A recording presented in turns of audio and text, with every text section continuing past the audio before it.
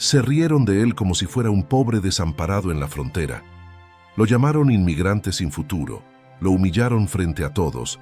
El sol del desierto de Arizona caía a plomo sobre una pequeña estación de gasolina en el condado de Pima, donde el asfalto parecía derretirse y el aire vibraba con el calor y la indiferencia.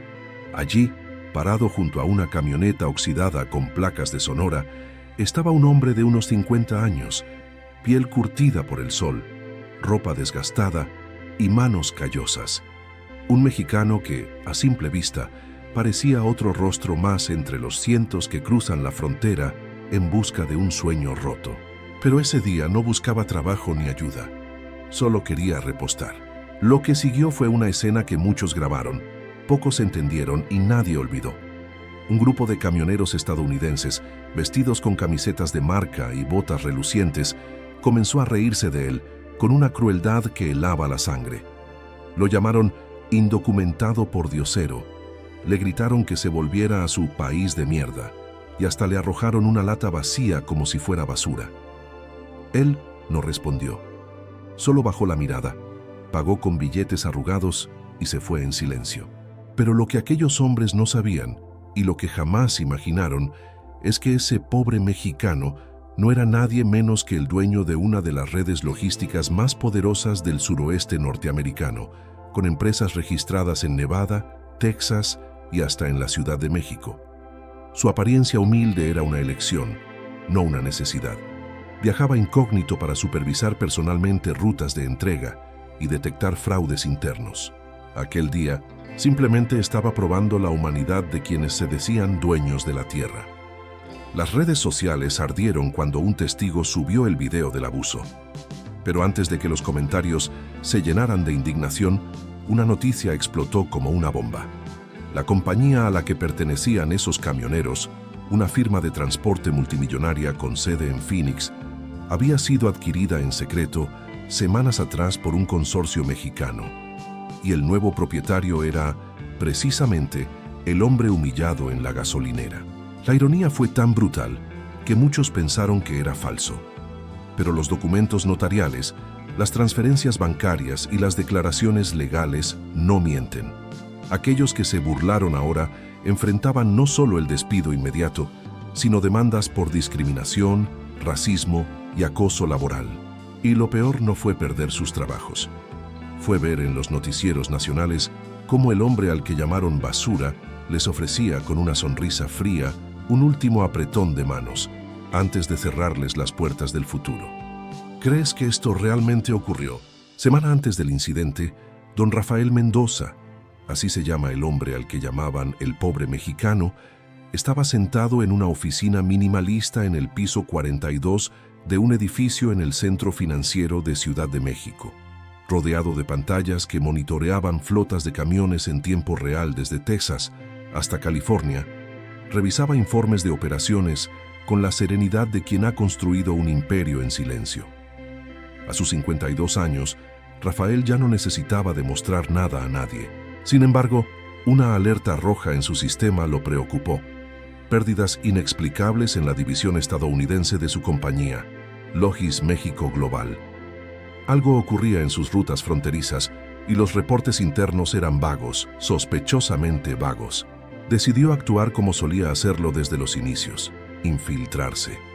Disfrazado como conductor independiente, con una camioneta vieja comprada en un remate y ropa sacada de una tienda de segunda mano en Nogales, cruzó la frontera sin llamar la atención.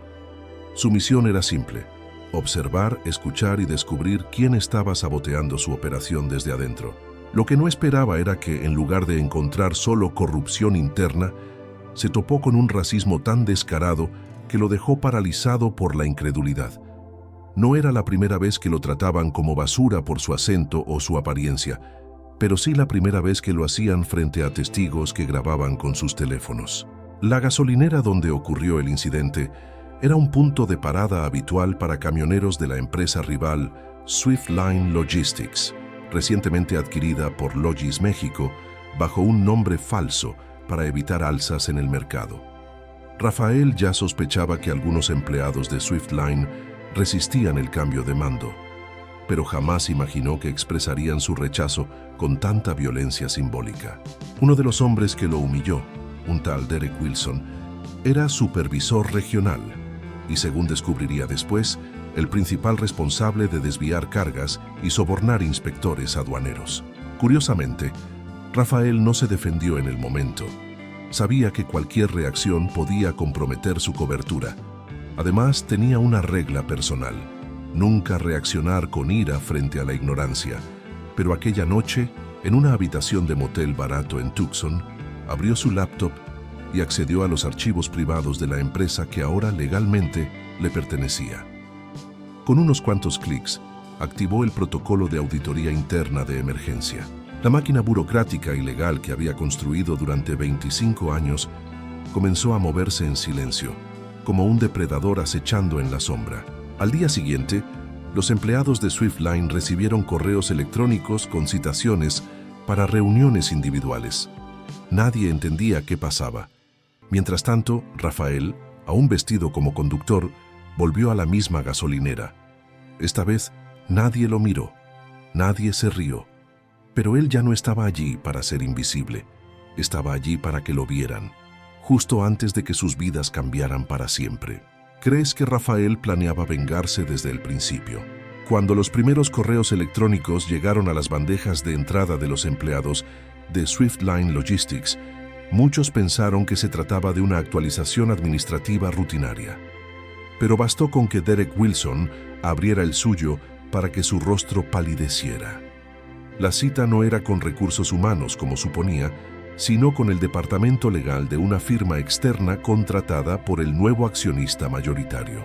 Lo que más lo alarmó fue que el remitente usaba un dominio que nunca había visto: logismexicoglobal.com.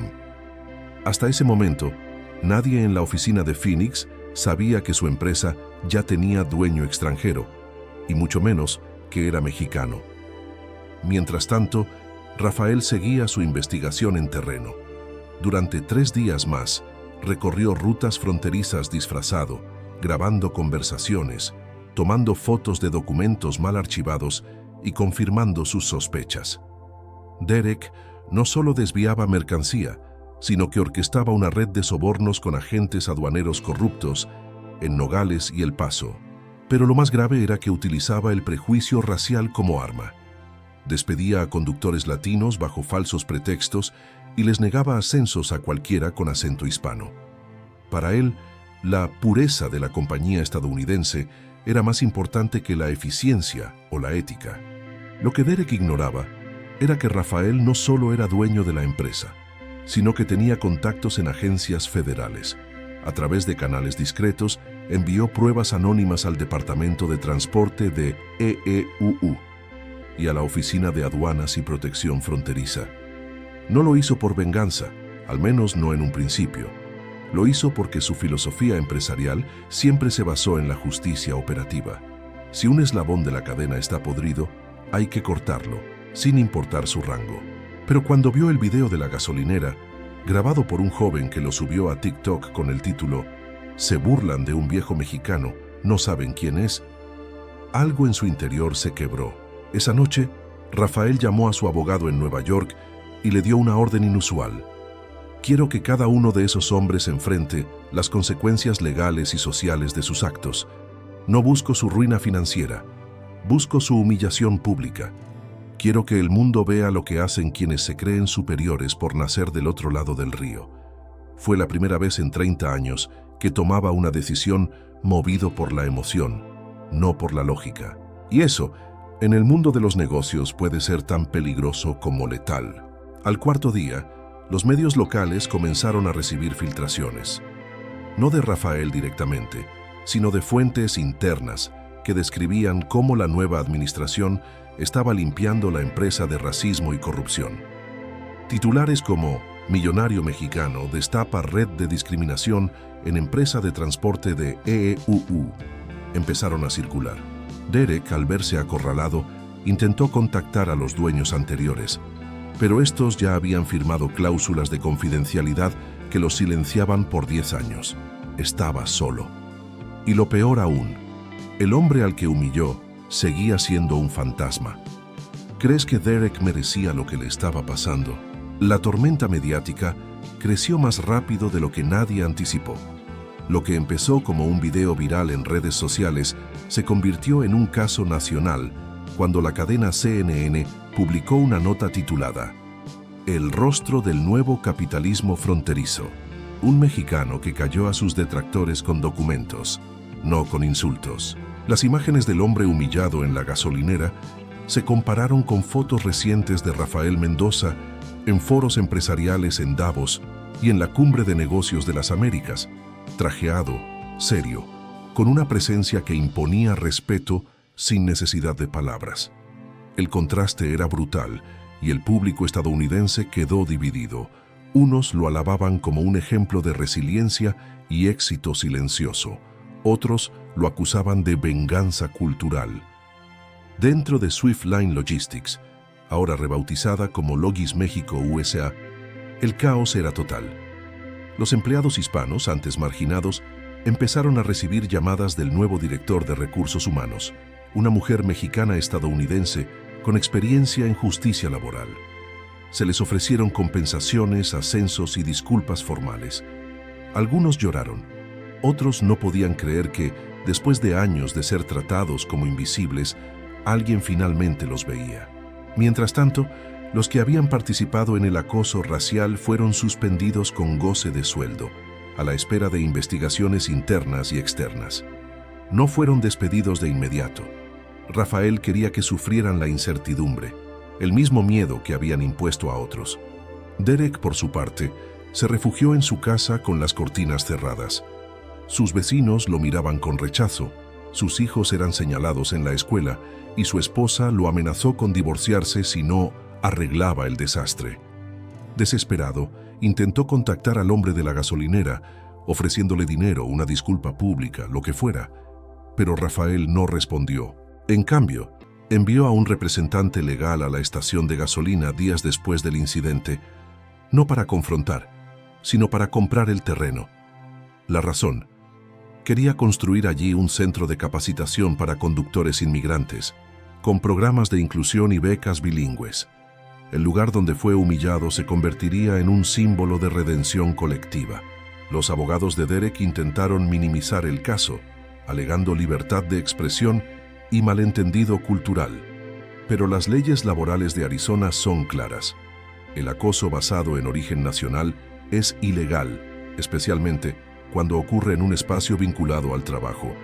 Y dado que el incidente sucedió durante su jornada laboral, estaba en una parada autorizada de la empresa, la responsabilidad recaía directamente sobre Swift Line, es decir, sobre Rafael. Ironía tras ironía, el hombre que lo humilló ahora dependía de su misericordia para no perder hasta su licencia de conducir comercial. Pero lo más impactante no fue la justicia legal, sino la social. El video original acumuló más de 20 millones de vistas. Artistas latinos lo usaron en conciertos, influencers lo analizaron en podcasts, y hasta el gobierno mexicano emitió un comunicado felicitando a Rafael por demostrar que la dignidad no tiene pasaporte.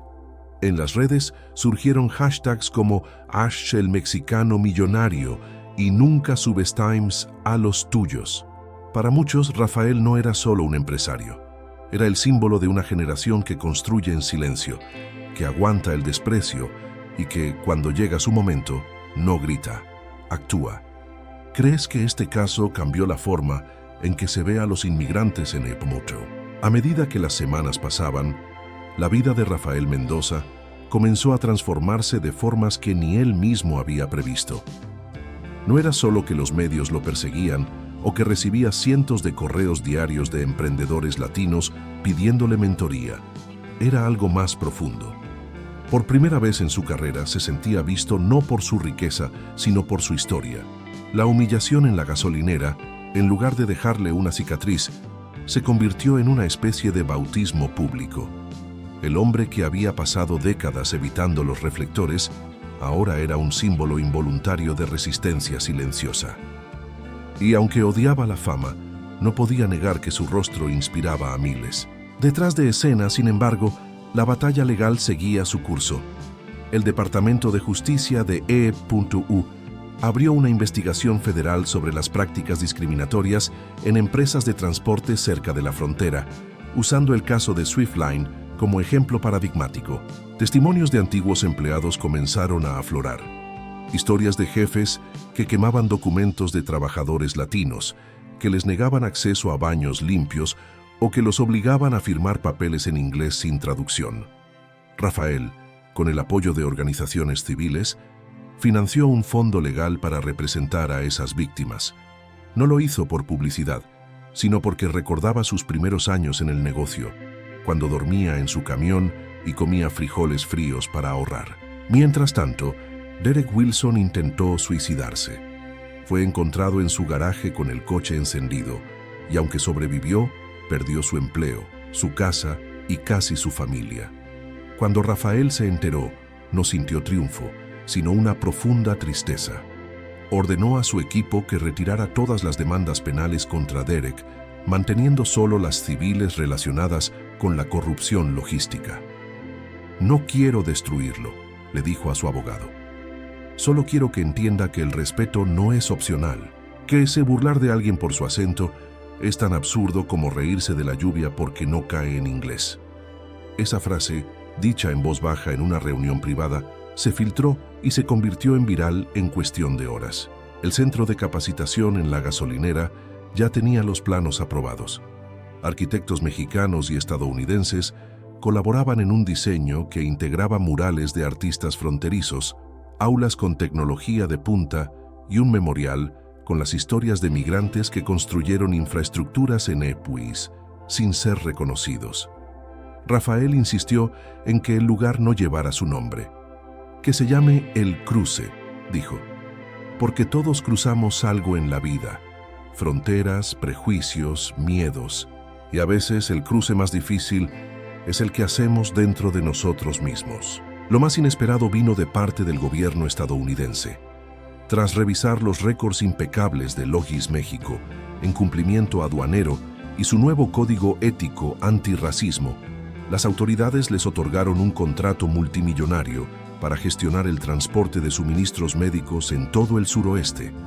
Era un reconocimiento tácito. No solo eran confiables, eran necesarios. Y en la ceremonia de firma, Rafael apareció con la misma camisa sencilla que usaba en la gasolinera. «Así me vieron antes», dijo a los periodistas. «Así me verán siempre, porque mi ropa no define mi valor, mis actos sí». ¿Crees que Rafael perdonó de verdad a sus humilladores? Con el contrato gubernamental firmado y el centro El Cruce en construcción, Rafael decidió hacer algo que nunca había hecho: regresar a su pueblo natal en Zacatecas. No fue un viaje nostálgico, sino estratégico.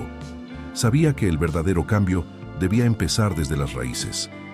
En una reunión con el alcalde y docenas de jóvenes desempleados, anunció la creación de una academia de logística internacional, la primera en América Latina con certificación conjunta de EEPUU y México. Los estudiantes no pagarían nada. En cambio, firmarían un compromiso de trabajar al menos 2 años en proyectos binacionales. Su objetivo era claro: formar una nueva generación de profesionales fronterizos que entendieran ambos lados, no como enemigos, sino como complementos. Pero mientras Rafael caminaba por las calles de tierra de su infancia, algo lo detuvo. Una fotografía en la pared de una tienda local. Era una impresión pixelada del video en la gasolinera, con una leyenda escrita a mano: «Nuestro hijo humillado, nuestro orgullo revelado». Al lado, una anciana lo miró con ojos llorosos y le dijo: «Usted es el muchacho de la camioneta, ¿verdad? Mi nieto lo vio en TikTok y me dijo: abuela, ese hombre es como nosotros, pero no tuvo miedo de seguir adelante». Rafael abrazó a la mujer en silencio.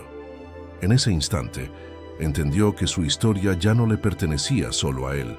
Se había convertido en un espejo colectivo. De regreso en Arizona, el juicio civil contra Derek y otros 3 empleados llegó a su fin. La corte falló a favor de Logis México, pero con una condición inusual: los acusados debían realizar 500 horas de servicio comunitario en centros para inmigrantes, incluido El Cruce. Rafael aceptó sin dudar. No era castigo, era rehabilitación. Meses después, Derek apareció en el centro, cabizbajo, ayudando a traducir formularios y enseñando a jóvenes a manejar camiones de carga. Nadie lo aplaudió, nadie lo insultó. Solo se le dio una oportunidad para reconstruir lo que había roto con su lengua. Las redes sociales, que antes amplificaban el odio, ahora difundían historias de reconciliación. Videos mostraban a ex empleados de Swiftline trabajando codo a codo con conductores latinos, aprendiendo español básico, compartiendo comidas.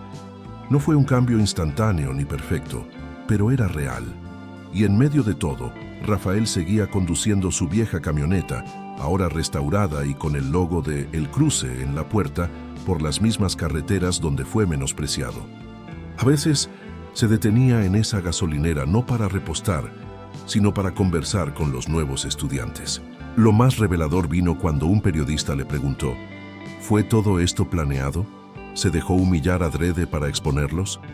Rafael lo miró con calma y respondió: nadie elige ser humillado, pero sí podemos elegir qué hacemos después. Yo no quería venganza. Quería que el mundo viera que la pobreza no está en la ropa, sino en el alma, y que la riqueza verdadera no se mide en dólares, sino en la capacidad de devolver dignidad a quien la ha perdido. ¿Crees que esta historia puede inspirar un cambio real en tu comunidad? Meses después del incidente, la estación de gasolina en el condado de Pima ya no existe. En su lugar, un edificio moderno de 2 pisos con paredes de concreto y cristal refleja el cielo del desierto. En la entrada, una placa de bronce sin nombre reza: aquí, donde alguien fue menospreciado por su acento, hoy se enseña que el respeto es la primera moneda del éxito. Cada mañana, decenas de jóvenes, mexicanos, estadounidenses, centroamericanos, entran a El Cruce con uniformes azules y libretas en mano, listos para aprender logística, derecho migratorio y, sobre todo, empatía intercultural. Nadie los llama indocumentados ni les arroja latas vacías. Aquí su origen es su fuerza, no su debilidad. Rafael Mendoza ya no aparece en titulares, prefiere las mañanas temprano, cuando el centro está en silencio y solo se escucha el sonido de las llaves de los camiones en el patio de prácticas. A veces se sienta en una banca de metal oxidado, la misma que usaba el día de la humillación, y observa a los estudiantes. Nadie lo reconoce de inmediato. Viste igual que ellos, con botas gastadas y gorra de béisbol. Solo cuando alguien tiene una duda compleja y se le acerca, descubre quién es. Pero Rafael nunca se presenta como dueño ni como millonario. Solo dice: soy como tú, solo que tuve la suerte de no rendirme.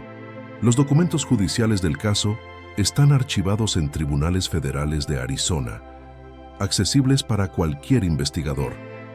Las transacciones bancarias que confirmaron la compra secreta de Swiftline Logistics fueron auditadas por firmas internacionales y validadas sin objeciones. Incluso el video original, ahora con más de 40 millones de vistas, fue verificado por fact-checkers de Associated Press como auténtico. No hay ficción aquí, no hay guión, solo hechos. Un hombre fue humillado por su nacionalidad y en lugar de hundirse construyó un puente. Lo más impactante no fue el dinero que ganó, ni los contratos que firmó, sino el efecto dominó que generó.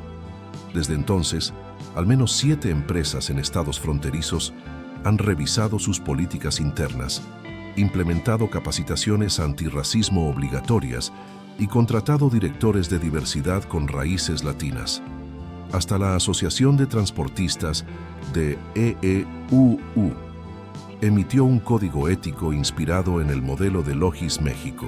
Nadie lo celebró con fuegos artificiales, pero en las oficinas, en los patios de carga, en las salas de reuniones, algo cambió. El silencio cómplice fue reemplazado por la responsabilidad colectiva. Y aunque Rafael insiste en que no hizo nada extraordinario, solo actuó como cualquier ser humano decente haría, su historia sigue circulando en universidades, sindicatos y centros comunitarios. No como una leyenda, sino como un caso de estudio, porque al final lo que ocurrió no fue un milagro ni una venganza épica, fue la consecuencia lógica de un principio olvidado, que la verdadera riqueza no se esconde en cuentas bancarias, sino en la capacidad de transformar el desprecio en dignidad y el dolor en propósito. Y eso, amigos, no se compra, se construye.